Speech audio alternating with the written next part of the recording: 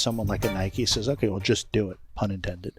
Right. And, then all of a sudden they say, well, wait a second, okay, that works. Because if you think about it, you think about that kid on the south side of Chicago, or you think about Tiger Woods and so on.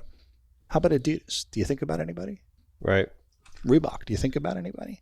And not that they're not great brands, and they're super brands, and they've obviously stood the test of time as well. But I think the context is there's a very different perspective around actually trying to become part of and serve the journey of individuals and fishermen and fisherwomen as they kind of explore and figure out how much they really want to be involved, and at what level, and with what level of competition and what level of diversity and all those type of things. Yeah, I think what serves a brand like that well is like you're saying, you mentioned the south side of Chicago kid, and if you kind of keep your core and your brand. That's what, it's funny. We had a conversation today. My business partner, Harrison, and I, and Nicole went out to lunch today, and we were just talking about direction of the company, where things are headed, and just all kinds of stuff about, plans and ideas. And I said, you know what? Okay. I think every company, if you don't think this, then you shouldn't be in business, thinks that we're going to blow up, we're going to be this huge thing, and everything's going to be great. And I said, you know what?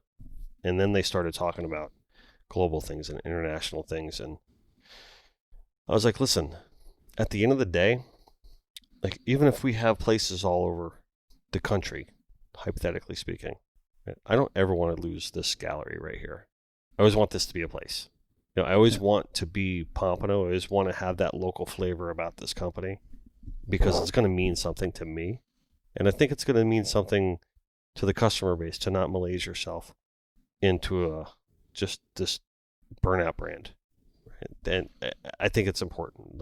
And I think to the Nike thing, even though that they are huge and global, they've still managed to keep some real down home street quality to them. And it's, as much as people want to criticize a company like that for, they say China things about them and money things about them and greed things about them, but from a branding perspective, that's what we're talking about. They've been able to at least portray the image of that they care about every single person.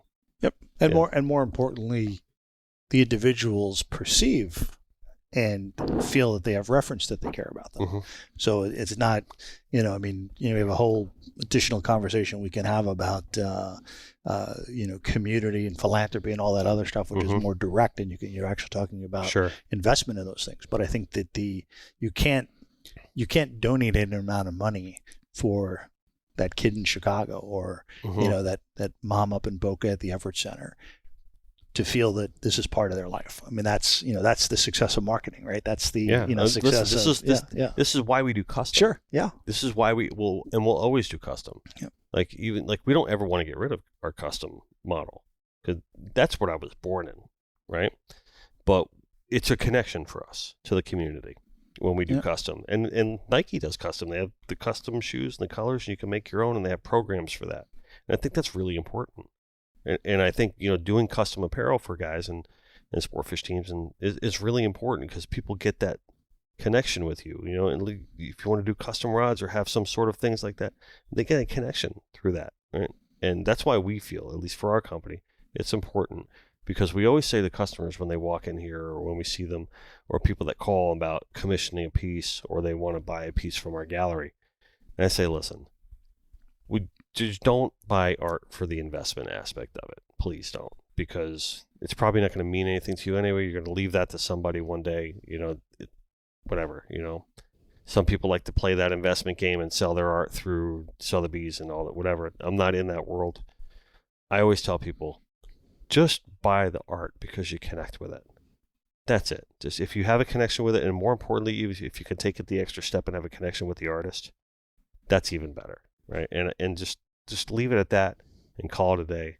Just enjoy it for you and your family, or whatever the aspect is. And I think that's the most important part. And the same thing with the custom work. Just, are you connecting with us? Are we making that together? I mean, that's the important thing. Well, and to that point, Bryan's probably better to speak at it because he's grown up down here in Florida. But growing up on the Long Island Sound and Fire Island and those places where I grew up fishing, and then you guys both the grew up in that canyons. area? No, I'm here. No, you're from here. That's why I was like, I thought you were born here. I thought you were native like me. That's why I was all right. So you grew up there. I was born in Miami, but I grew up primarily up in the Northeast, fishing the canyons and the bay and everything else, and fluke and floundering. But I think the thing that's very different is that where and how I grew up, for whatever reason, the whole concept of 12-year-olds deciding to get involved in how they actually build their rod, and the whole persona here in South Florida of that being, I guess I would describe as attainable, meaning it was our choice, and there was enough options, and there was culture. I mean, he could probably tell you, where and how that first started for him, but that's like normal conversation. Well, let me segue that then. So Bryan, we've known each other for quite some time. I mean, you when we met, you were working at Crook & and you spent some time at Captain Harry's, and and now you're back home here, and you're working at Chaos with Marshall. So you've been around the block in this scene, in this industry or whatever. We try not to say the word industry too much because we don't want to cannibalize the connection culture of it. So we don't want to overstate it by saying industry too much. But so can you speak to that a little bit? So my first connection really is 22 years ago. I actually got a set. My first thing I ever bought with my own money was a set of Chaos rods. Nice. That was my first, and it's kind of funny how it's all come full circle now. I'm, sales manager for the Pompano Beach store, but it's been, that's where it all started, was here. It's kind of funny how it all came full circle.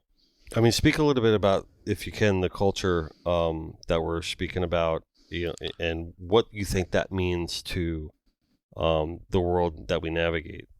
I mean, here, I've grown up on, I grew up in Dania Beach. I grew up on the water my whole life. So, I mean, I don't know anything other than, South Florida, this local community, and, it's been great.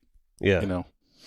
I don't know any other industry, not using the industry word, but that I could work in, because it's the only thing I grew up in it. And the one thing that we saw so just to backtrack, we're about coming up on our 3-year anniversary of Connected by Water, but I've been out after my corporate life or whatever, which I think served me well, in all this whole developing a business thing. When we said, okay, what are we going to name this show? And I've talked about this before on the show, where we wanted to name it, Live Well or whatever, and then, well, it might be too fishing based because we want to be a little bit broader than that, not to alienate anybody. And I'm like, well, and then we found out there was another show called Live Well. And my wife was like, oh, well, everyone that's going to come on the show, how are they connected to you? I'm like, water, because I want to bring on surfers, I want to bring on paddleboarders, I want to bring on kayakers, whatever.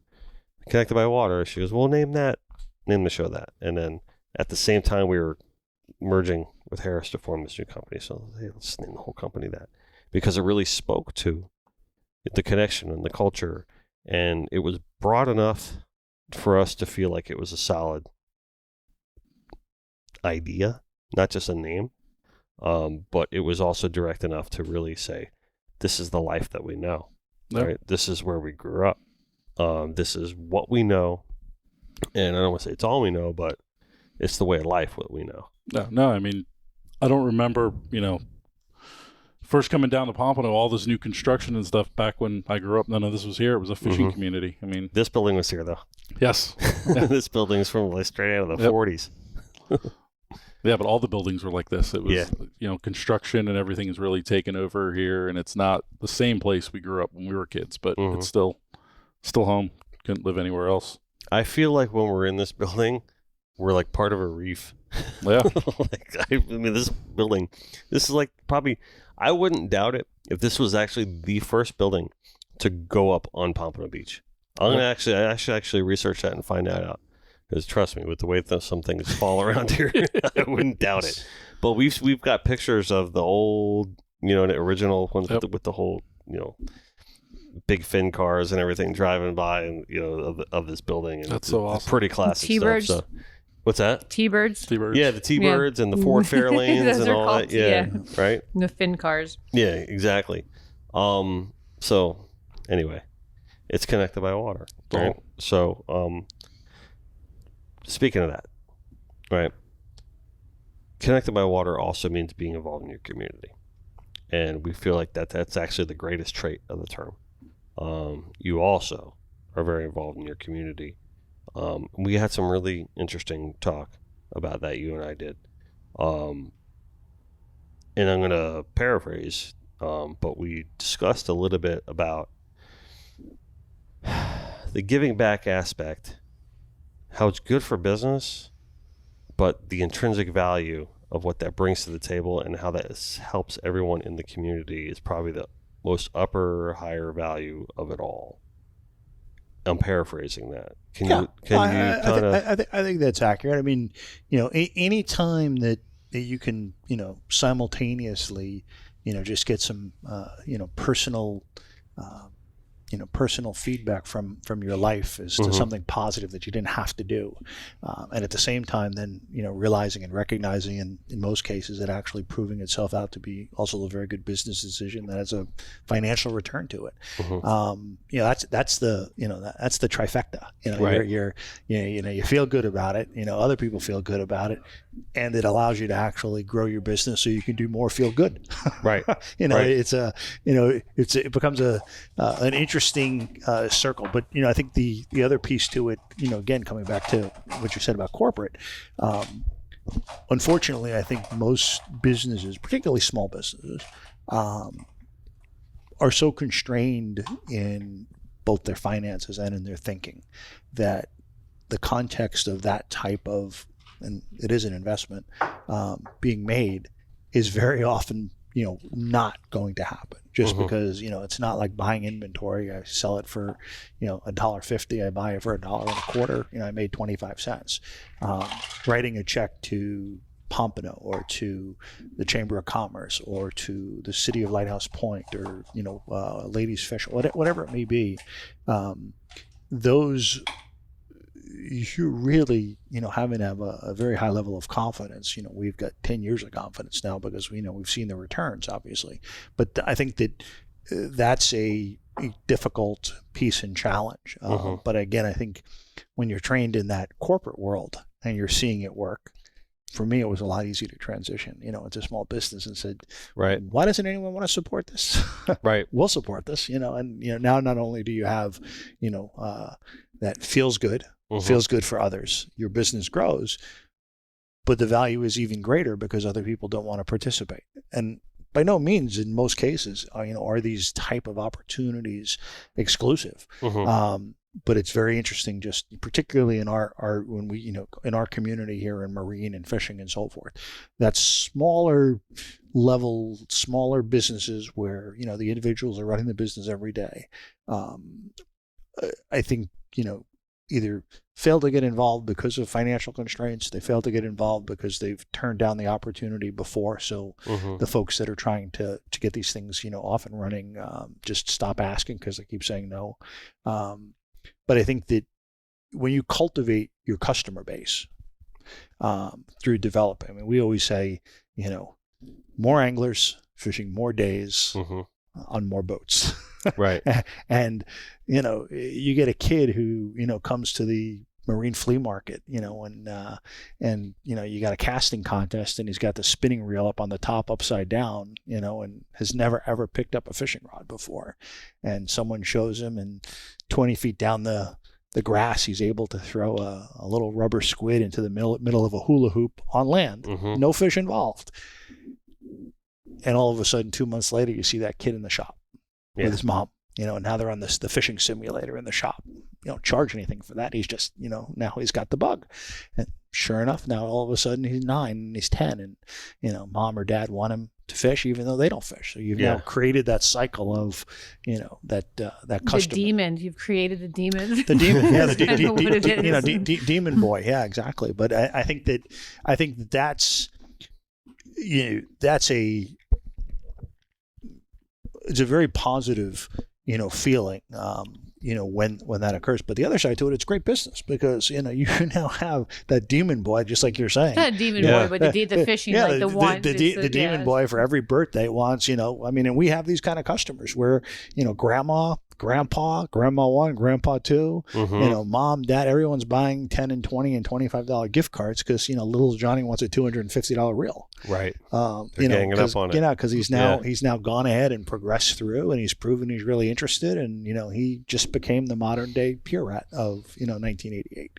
And I think it's so important to get the next generation hooked on fishing. Yeah, that's 100%. Get these kids off the computers and Game Boys and PlayStations and get them outside and get them fishing. And I mean, we talk about passion a lot on the show, and sometimes when you talk about passion, it can get a little sound cliche to throw that word out there, but it really makes sense when you talk about what you're talking about, I think, because that's why we're here, right? We have a passion for this business. We have that passion for this sport, and my whole idea is, man, what can be better if I can make a whole world for myself around fishing and art and the people involved and all that, and actually still make a living doing this? I mean, that's passion, right? I mean, what could be better? So I think we're also lucky. Yeah, we're lucky, and I think that speaks to what you're talking about. Most people go to work every day and hate their jobs. Yeah, and if you can actually give back, and then that gives back to you, and then it becomes cyclical. Sure. Then man, what can be better than that? And it's funny because I think that and we've all seen this. You definitely, when I moved here in 1999, I'll give you context. Went into one of our local shops. The owner's now retired, and basically said, "Okay, here's exactly what I need. I'm gone for 2-3 weeks. Can you get this all together?" And it was a typical Northeast guy moving to the Southeast, so lots of trolling Tiagra reels and so on and so forth. And I come back 3 weeks later, and I say, "Everything ready?" "Well, let me show you. I want to show." What was not clear, right, about this is what I'm looking for. And even worse than that, in order to get that particular conversation, you have, a small group of 4 or 5 people having a conversation. You walk in as a customer and you're like, "Hello, I'm over here. I got money to give you." And, I think that there's to Brian's point, we always make jokes to say the last thing we need is for someone else to learn how to sailfish, and just because we don't want more people on our water because they're pressured and so on and so forth. But I think that, or they're just going to pressure the fish towards your boat. That's right. There you go. So but I think that there's definitely there's an inside the circle and an outside the circle community, and one of the things that's really been the recipe for our success has been opening up the circle. Well, I can tell you right now, that's kind of the point of this show. Sure. And if you look at the guys that come on this show, for a lot of people out there, we are opening up a whole new world for them on this show. Case in point, Art Sapp, right? Art's a very good friend of mine, and he's very generous to give his time on this show time and time again. No, those are some of the best podcasts. Tournament talk and all that is, This is episode, 110, 111, right? And I think Art's been on 25% of our shows. I mean, he loves it. Even like when we're at the Jimmy Johnson, he just like, I'm talking to somebody else or whatever like that. And there was, we had the headphones on the table, and because sometimes we'd have just me and one person, or we'd have a table full of 4, and it was a fluctuating 2-hour thing. And all of a sudden, I didn't even realize, and I looked to my right, and I'm like, Art's sitting there with the headphones on, like, hey, like he just jumped on. Yep. Right? He just loves it. But some of the stuff he talks about I'm blown away at some of the stuff that he shares. Like a lot of his techniques and secrets, and he's just an open book. But he's got nothing to hide. He's one of the best of the best. But I can't tell you how many messages I get, like, wow, Art talked about this and wow, Art talked about that, from guys that are just, what do you want to call them, weekend warriors, or just guys that are just learning the sport or whatever. And they get a lot out of it by listening to the show. So again, we're trying to open up that circle too. Yeah. I totally get that. And I like that. I mean, it's really, all right. So I know for a while there was this fatty thing going on right now called The Secret, right? And everyone knows about the whole Secret books and everything like that. But one thing that it did say in that whole aspect, right, which really I always took with me, like that's probably the only thing I took with me for the whole series, was there's enough to go around for everybody. And I do believe that. And that's why I don't harbor any competition against any other artists or anything like that, which a lot of people think I'm in constant competition with these other artists. I'm like, why? I don't know why. Why would people think that? If you had all the business, you couldn't handle it. Yeah, and so it's like, but that's why, there's enough to go around for everybody. And I think that speaks to the point of what you're talking about with, the circle and opening up the circle. Well, and think about it. I mean, think about where revenue for FWC comes from, or conservation efforts come from, or is someone really able to go to that store all the time? Right. And they're they've got a monopoly. I think it's if the size of the pie gets bigger, even if your percentage of the pie stays the same, everybody won. Yeah. It's so it's no. I think that's it. And the other side to it is I think that fishing being the glue, and Bryan hit on it, and he's a little bit younger, and can kind of share, but the kids on electronics by themselves as opposed to together. We run a summer camp, 6 kids on the boat, captain and mate, 39 CFE. They got life really hard, right? Yeah. Live bait, everything else, 15 miles offshore, painful week, 5 days straight, right? Right. But there's nothing like watching what happens, in that transformation. And every so often you get some tears, and every so often you get some seasick, and every so often, you get a couple of bumps and bruises and things. But I mean, the private conversation with the moms and the dads, 2, 3, 4 weeks later, and you're talking about kids that are like 8 to 13, 7 to 13. There's a lot, I think, that happens when you let them interact, particularly with, in many cases, 3, 4, 5 people they don't know, just a captain and a mate, and that's it. And I think that's probably the best visual feedback in a very short period of time as to the point of Connected by Water, how fishing potentially can play that role.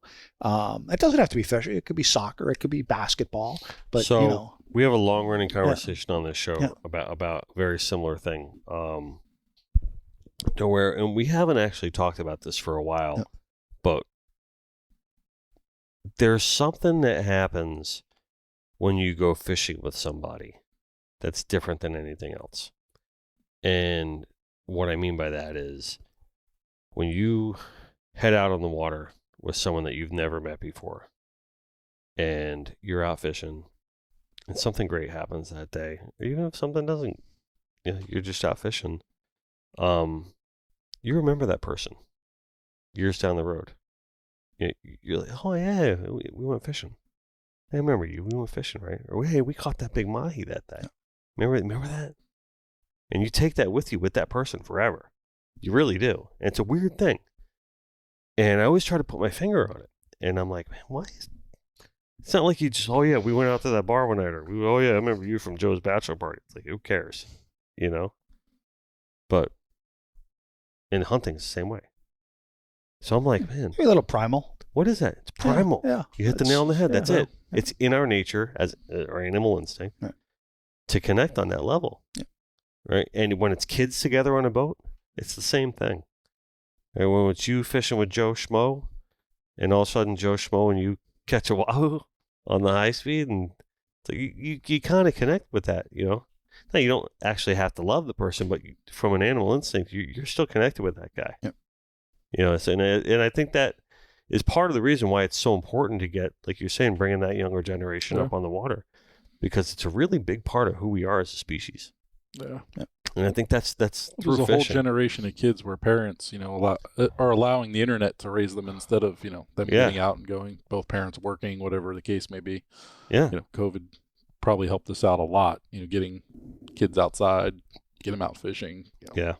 There's a lot of good things that actually happen. It's unintended, like the Cobra Effect. Have you guys ever heard of the Cobra Effect? Unintended circumstances. So in India, there was this thing where they had this cobra outbreak, and this government. This is actually a true story. And this government came and they said, "Oh, we need to get rid of all these cobras. So what we're going to do is we are going to say $100 for every cobra you catch and kill and bring to us dead." Right? Okay, great. So all these guys are like, we're going to catch all these cobras. They did it. And bringing all these cobras, and like, boom, boom, boom, boom. And all the cobras were gone. They didn't do that for the iguanas. No, they're great, right? But all these guys that were making a killing catching cobras now are out of a job. Wow. So the Cobra Effect is the unintended circumstance, right? Yeah. So they're like, oh, we're going to let some few cobras out. And we're going to catch it. And what happened was they ended up making the cobra problem worse than it was in the first place. That's the unintended circumstance. It happens all the time. So a bunch of unintended circumstances happened during COVID, positive and negative. Right? So one of the positive ones was people got outside. There you go. Yeah. Or they got a dog, or they had a kid. Yeah. Or they've. Or you got to spend more time with your family. And I thought it was awesome. That might be a good or bad thing for some people. Or they got pregnant. That's what I'm saying. They always said if you came out with a new dog or pro kid, you did good. Well, I got them both. Thank God. I have too much time on my hands. Yep. Or I became a basketball coach. That's it. Right? For Sienna's basketball team, my daughter's basketball team. Championship after championship. We dominated. Right? But I got to connect with my daughter on that level. And she found out that she loves to play basketball. Great thing. Yeah. But it's all good. At the end of the day, when we try to connect our passion with that animal instinct and with the giving back in the community, it becomes real and authentic. Sure. Right. And that's I think the takeaway from that aspect of it. And it, I mean, again, doing this for 10, 12 years, you see down the road, a lot of the kids that were influenced, and not everyone necessarily sticks with anything, but, it's funny how, down the road you kind of see that, okay, the filter or the funnel happens and, folks are kind of interested and, they're holding that spinning reel upside down and don't know what they're doing. And the next thing they're holding it the right way. And glad you brought that up again, right? Because I want to just say, because we're talking about community aspect and widening the circle and opening up, one thing that I really can't stand is when, people talk down to people that don't know, or they'll be mean to, like, fishing sees that a lot for whatever reason. I don't know if it's, we always end our show with the same phrase, your ego is not your amigo. Right? So when ego gets in the way of people like that, you want to keep that circle closed, and it's kind of annoying to me. I can't stand it. I guess maybe it's not my nature, but to be that way.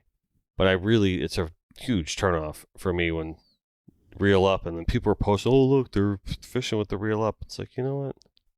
Maybe that's that guy's first. You don't know what stories behind that. Maybe the guy's got cancer and this is the first fish he's ever caught in his life. That's his dying wish, and he's got the reel upside down. And you're making fun of him. And I don't know. Everyone's got their story, right?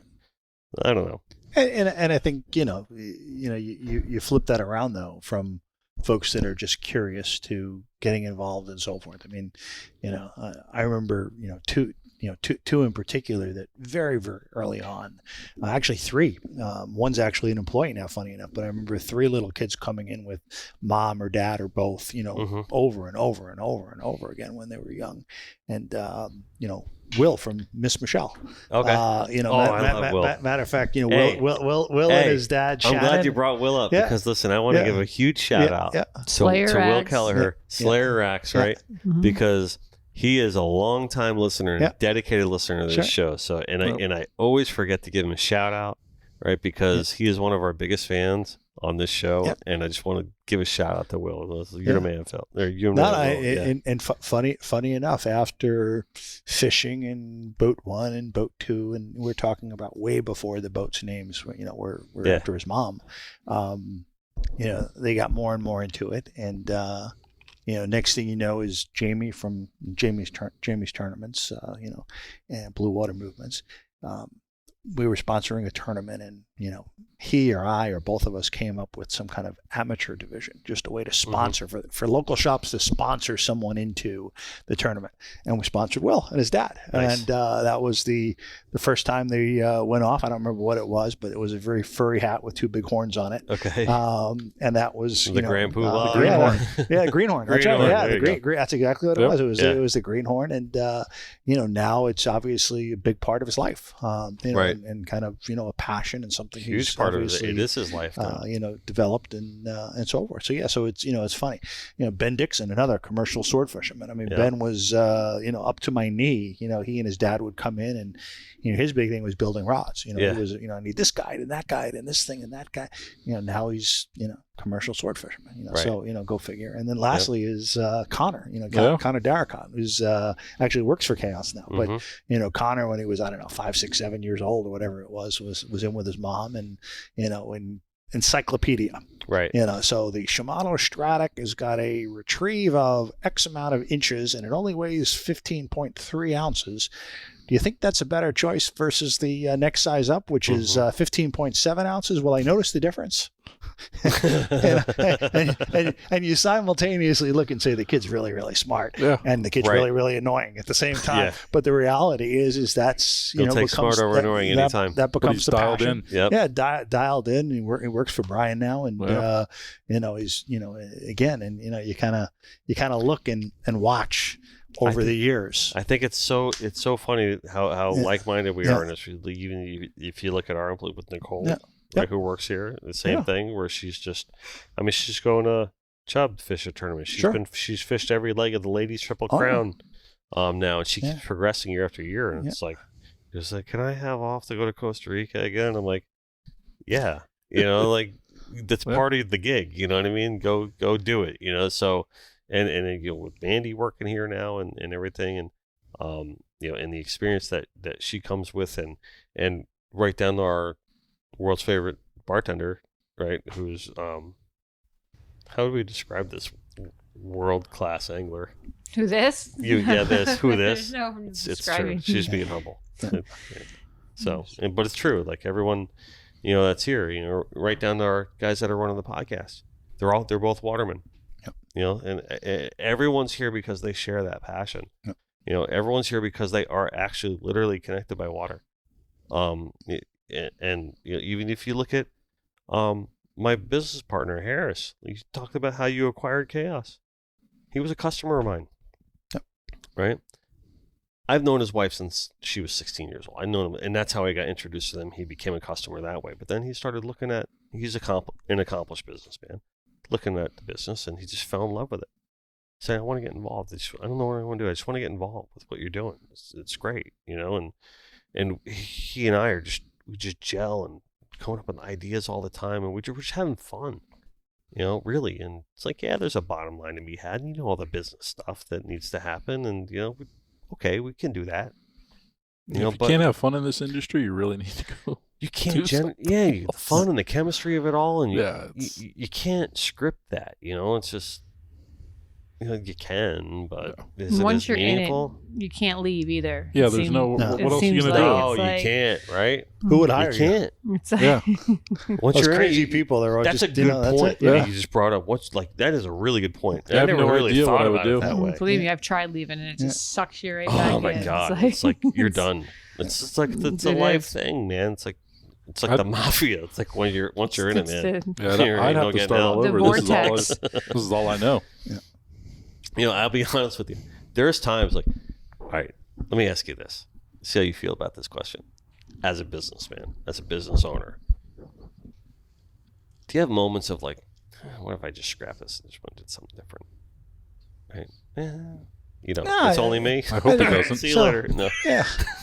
So No, but I mean, because I think as a business owner, you're always constantly looking at everything at all angles at all time. I think so. I think we as a company are fortunate enough, and myself as an owner are fortunate enough that we've got a big enough team of people that are pretty competent in all the different areas. That I think when that level of whether it be frustration or curiosity, and maybe both, I just tend to work on a different part of the business. Exactly what I do. Like Bryan would tell you. Exactly So for the last 4 weeks, we've been planning 2022. So I'm kind of like incognito. Folks don't even, where is he? What's he doing? The whole night. And then we just, you mentioned Lighthouse Point. We just got all the approvals for the new store. Yeah, so I'm glad you brought that up because I definitely wanted to bring that up on the show. Basically in probably May, June, I'll start spending a big portion of my time, dealing with that because in that particular case, it's something that obviously is time sensitive. But I think it's a lot of moving between areas of the company, and figuring out, not just what. Yeah, you're right, because that's what I do when I start thinking like that. I start pivoting. Yeah, and it's not just what area needs the most help. I think in many cases it's just a matter of what impact can you make to that area, and then trying to apply. Apply over there. But no, I think, again, I think that there's so many elements to our business, to the industry our business is within, and the community and the geography and so forth. I mean, there's a real estate part to what we do. There's a retail part to what we do. There's an e-commerce part to it. There's a manufacturing part to what we do. So I think with all of that, there's plenty of variety that if, you're really bored, you're probably not going to get unbored by doing something different. I said my motivation wouldn't be more boredom; it would be more pressure. Yeah.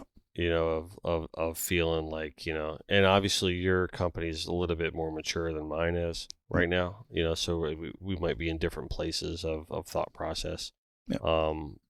But because we're celebrating our 3-year anniversary of Connected by Water. Now I don't consider DFAS, my time at Dennis Friel Art Studios before Connected by Water, part of the tenure, right? I have to compartmentalize that and think about that as two separate things, right? Because everything did change once Harris entered the picture and we became connected. Like everything developed differently because DFAS was really just glorified freelance work, right? Where it's like, I wasn't working out of the house. I had a place in Coral Springs and an office and everything like that. I was doing work out of there.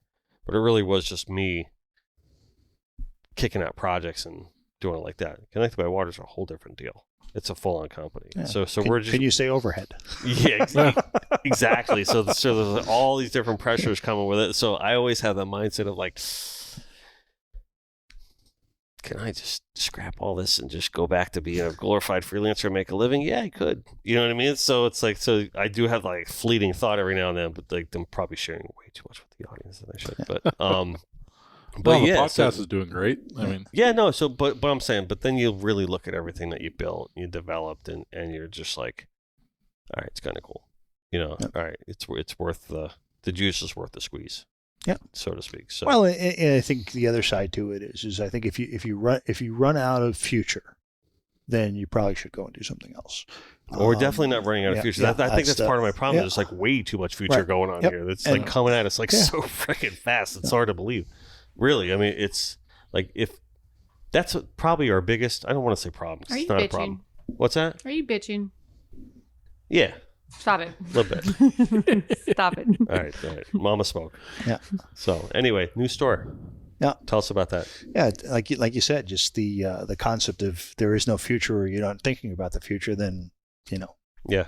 What else are you gonna, where should you be spending your time instead? So the whole concept of the new store is all about two things. It's all about experiential, and it's all about intimacy. You won't recognize it as a tackle shop when it opens because it'll look more like an Apple store. Very high touch.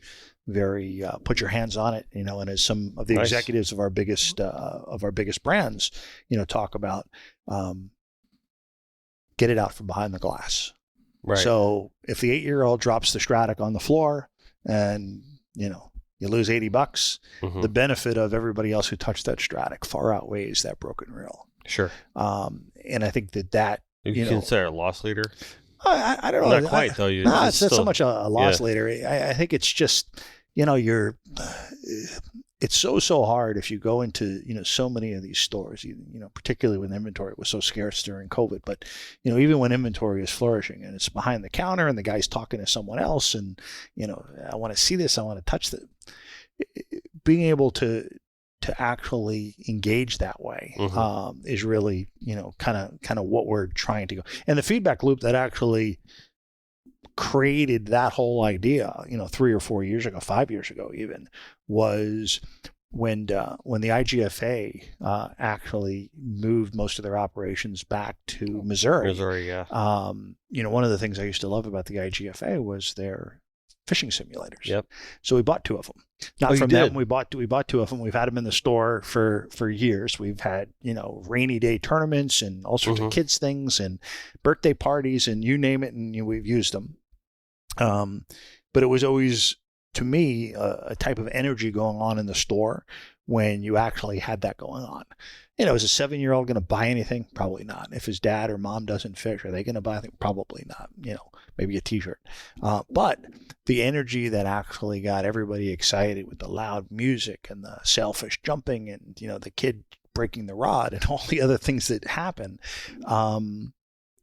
I think elevates the whole opportunity. I mean, it's kind of like opportunity through chaos. Yeah, but and for the consumer, So I mean, there's definitely a buying mode that we try to drive, but a lot of it also I think is a matter of letting people kind of experiment without feeling compelled to actually buy something. Yeah. Like the new location's one of the only commercial properties actually on Federal Highway that's also on a canal. Yeah, I was about to say, you guys are going to be able to fish behind that thing, right? So, and more importantly, it'll be a very, very safe place as opposed to the top of a seawall somewhere for, the really little kids, the 6, 7, 8, 9-year-olds to basically in the city and in the town, kind of come on a Saturday and just screw around. Or learn how to not put the spinning reel face up.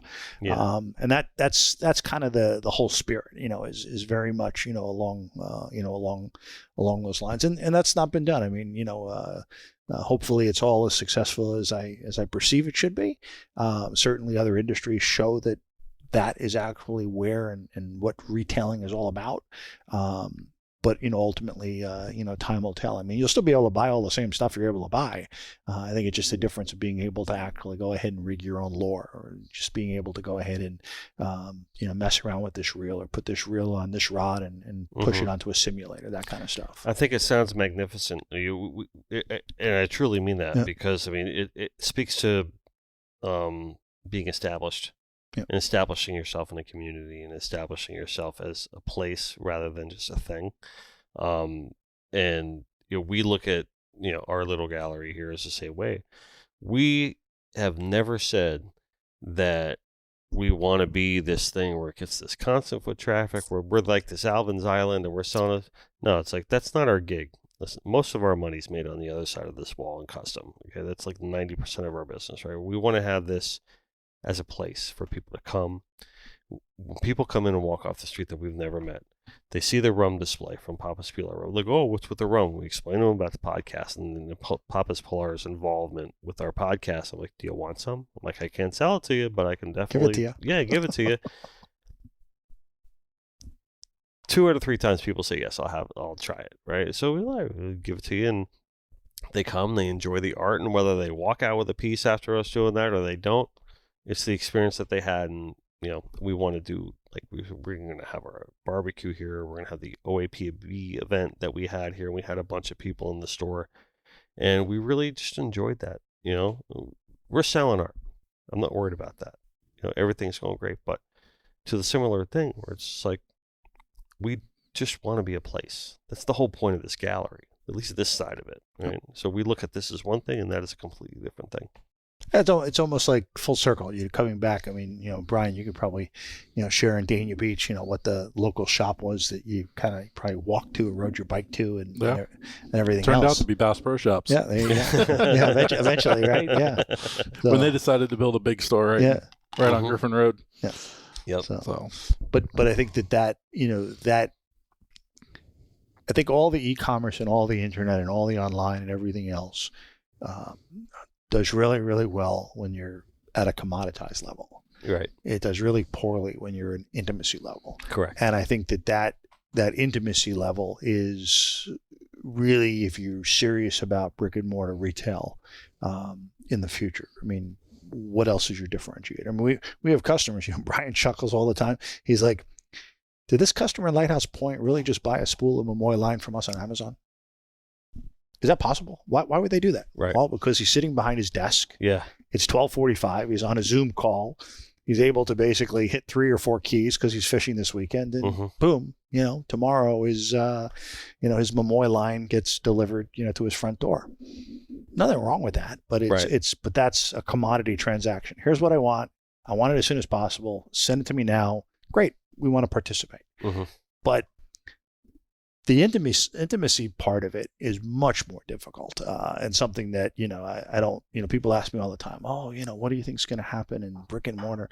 I say, well, it all depends. I mean, if all you're doing is having someone come in and say, hey, I want that spool of Momoy line, and okay, fine, we'll order it for you. They don't need you to order it for them. Right. They get it just as fast. Yeah. So you better figure out, what your customers want, both from an experience and a product standpoint, and have it and deliver it. That's exactly why we don't offer limited editions online. Yeah. We only offer open edition prints. Yep. That we can just run off and we send them to you. You get them in 2 weeks. They're made to order. Yep. But if you want limited edition, you got to come here and get it. Yeah. It's the only place in the world to get a limited edition Dennis Friel print is in this room right now. Yeah. And that's by design. Yep. For the exact reason that you just said. Sure. And I think that's the, that's the real, opportunity / challenge for the next 10 years for any business is going to be, again, coming back to it, not just connected by water, but connected to your customers through water. And that's the, that's kind of what we strive for. But full circle on your question, all the approvals are done with the city. So now it's just a matter of, getting all the construction squared away and, probably beginning of next year is my guess. Beginning of next year. Yeah, it'd be nice that it would be the end of this year, but I think in the middle of holiday and everything else, it's unlikely we would make any kind of once move. you get to fourth quarter, then everything changes. Yeah, for sure. You excited, Bryan? Very excited. Yeah, I remember when we were over there for the boat show event, you couldn't stop talking about it. Oh, yeah. No, it's going to be awesome. One of the main reasons why, Yeah. I joined 4 months ago was that new store is going to be awesome. It's going to be 2 stories, you said? The offices are upstairs, but Okay. basically some office upstairs, but one, the room out front, I think it's got a 14 or 16 foot ceiling in it. So Right. it's, specifically built for, fishing rods and not knocking tips off of 8-foot rods and so on and so forth. So Right. it's, it's kind of geared towards, purpose built to what we're going to be doing there. Nice. Can you, before we sign off and everything, I want to do like some church announcements for you guys. Give me kind of a list of some of the organizations that you're getting involved with for the upcoming events. We got the Ladies Fish Off coming up. Get the Ladies Fish Off. Certainly, you'll see us, still very, very involved with anywhere and any place that we can help with the chamber. So we'll certainly be back, it comes. And there's probably a dozen charity tournaments that we typically do. I mean, we have a longer term goal / plan. We've talked a lot about putting together a chaos charity circuit where it would actually be 501c3 charity tournaments, right? Almost like NASCAR. So you mentioned Art and some of the other folks that are our top anglers here. A lot of times in NASCAR, the guy who actually takes the crown at the end is the guy who was able to finish all the races. Right. And very similar, the idea would be is to 2 things. One, help the charities because we're constantly being asked and we feel bad anytime we can help.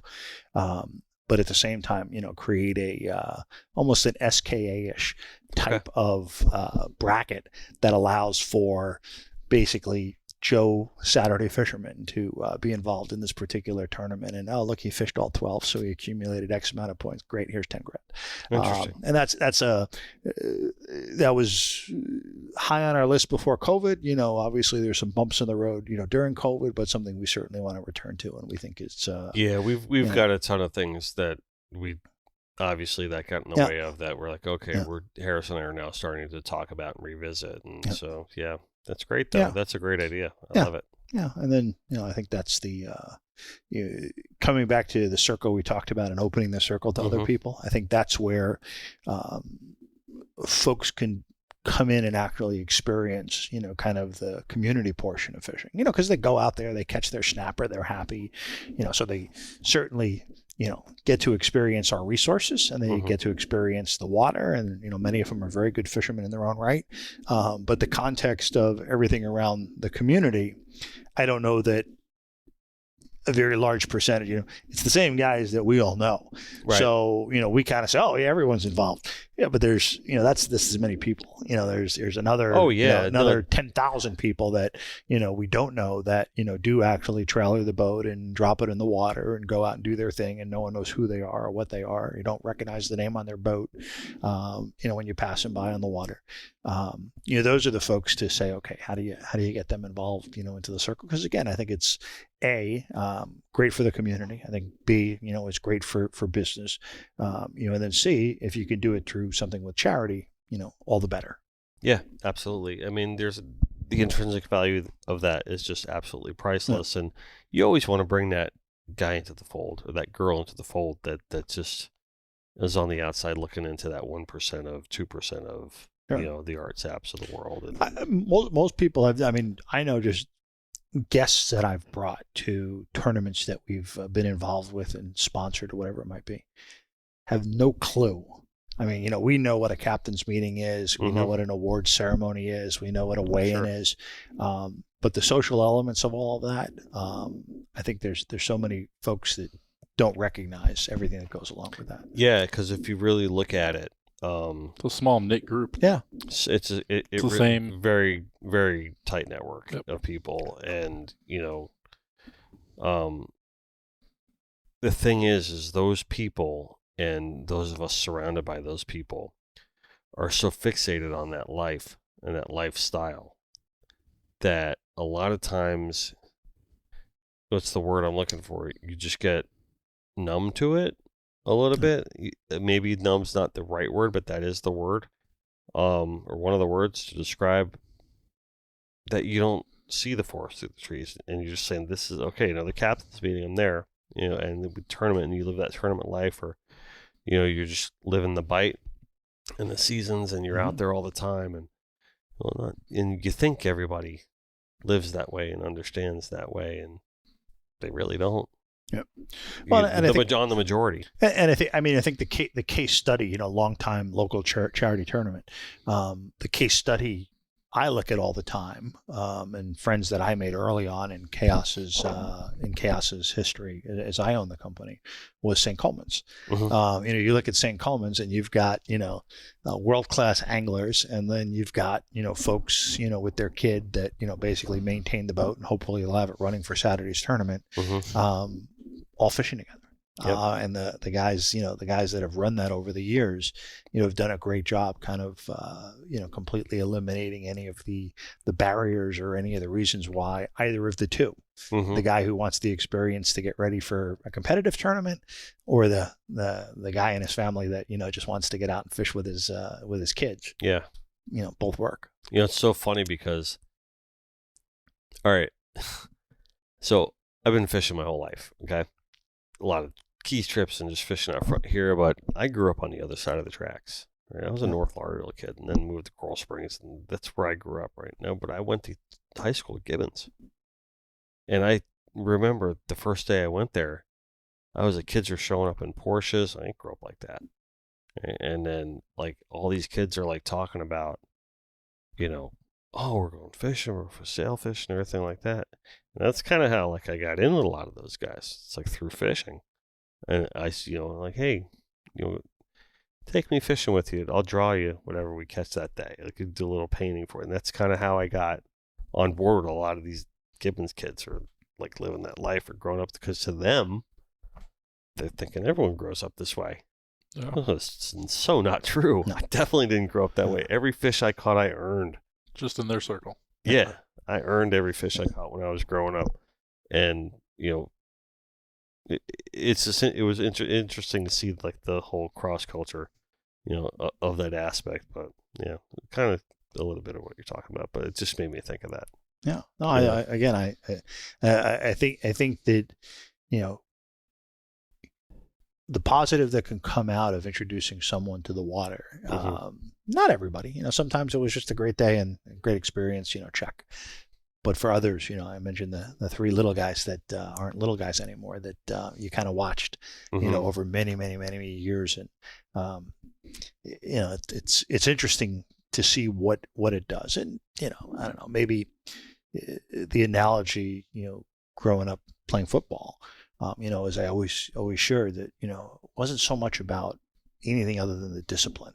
Right. Your team sucked, you still had to play, still had to go to practice. Team was great for this year. Let's see what next year celebrate, but it might be very, very short-lived. Yeah. And I think that, fishing is a similar endeavor where, you go, the bite was terrible. Yeah. It'll humble you. Yeah. The bite was terrible. Oh, okay. Yeah. So, it wasn't for that guy. I was going to say, Skip Dana seemed to do pretty good, didn't they? What happened there? So I think that there's an appropriate, analogy, I think, to fishing that, you got somewhat of a level playing field. And now the question is, how much time and effort and focus do you want? There's some talent too, but I think the time and effort and focus that's the nice part about fishing. I think, natural ability when it comes to athletics, hey, you're not 7'2", you're not going to be a center in the NBA. Right. But if you can't run a 4.340, then you're you're not playing in the NFL. Yeah. But competitive fishing, again, assuming you have access to the boat and the hours on the water and everything else, the focus is really, really, work it and turn it into a passion. I think that there's a much better opportunity for you to be competitive, than a lot of other endeavors. It's like any sport, you have to be okay with failing. Yeah.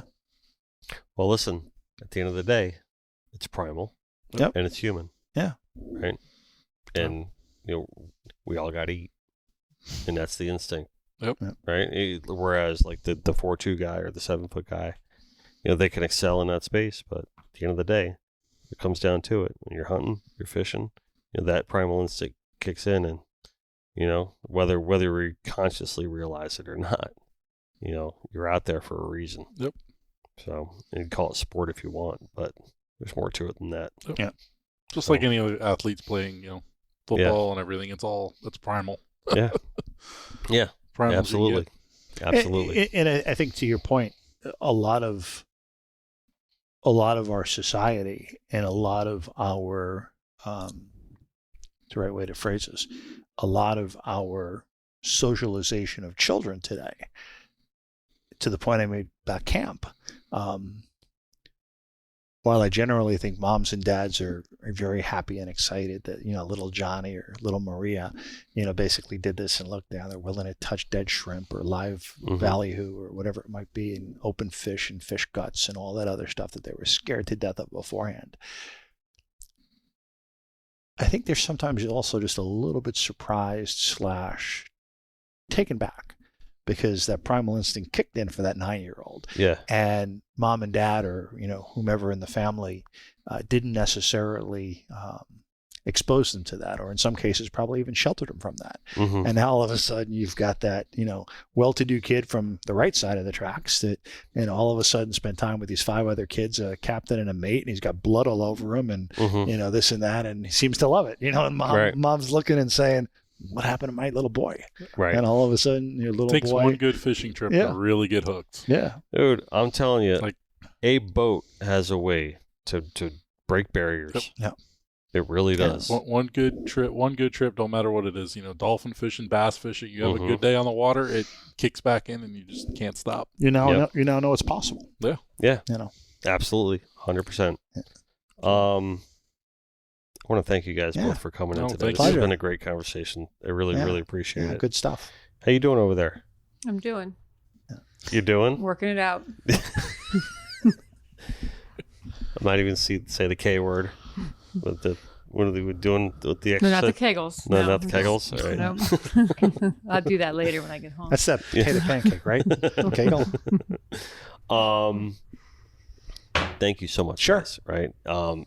Listen, if you guys are looking to get some serious tackle or just come and enjoy the place and keep tabs on Chaos here, they got it going on. You really do.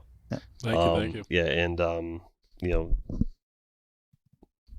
you guys are great guys. And people should enjoy doing business with you, and I know they do, and they will when they come to your store. So,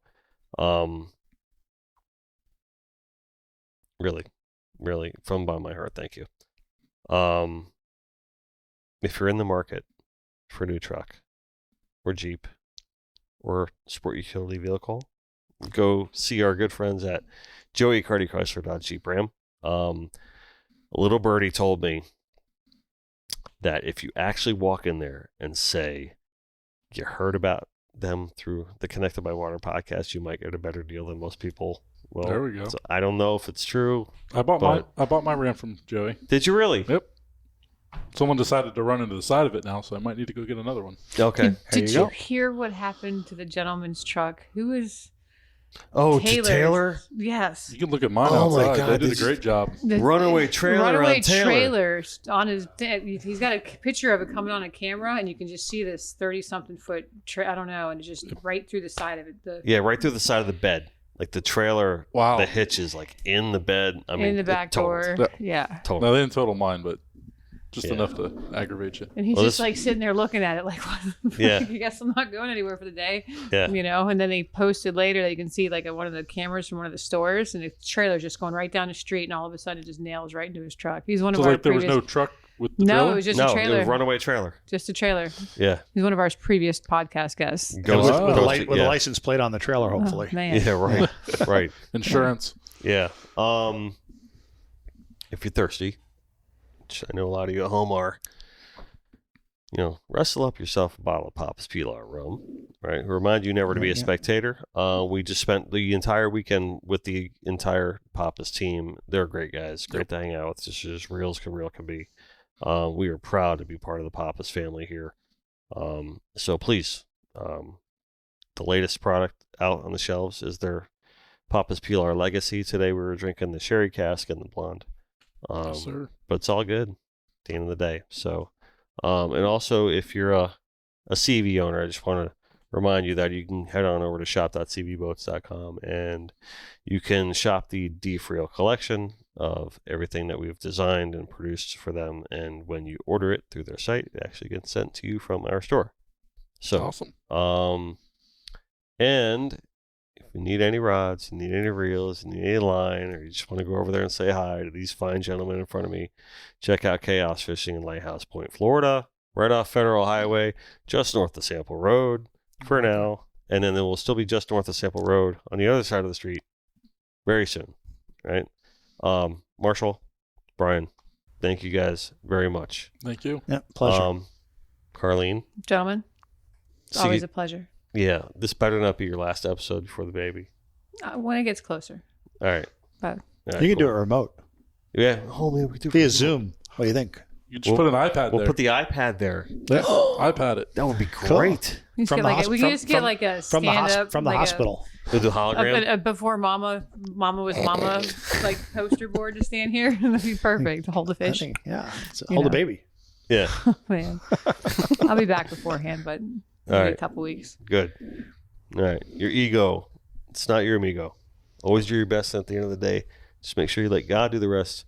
And do not ever forget that no matter where we are, no matter what we're doing, we are all connected by water. Thank Yes, you, sir. gentlemen. Thank Cool. you. Thank you guys. Good.